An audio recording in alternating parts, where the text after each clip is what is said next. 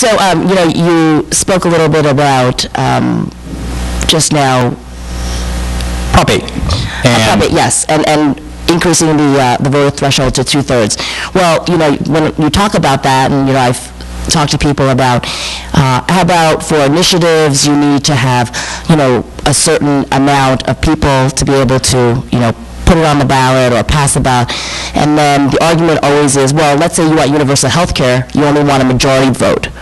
You know, but if you want to increase taxes, then you want 2/3, right? So it goes both ways. It certainly does, and I think this is something that, you know, a convention ought to discuss, right? The delegates in that convention need to sit there and work out the different ramifications of how it would work, right? If you add something to this side of the scale, how does it affect the other side of the scale?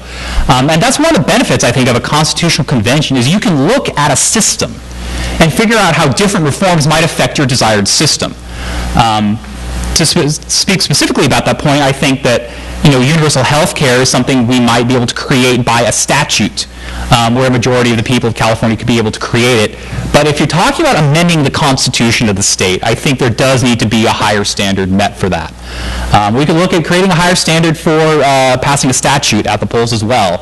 That's something that, you know, the people of California, if you're a convention, ought to examine.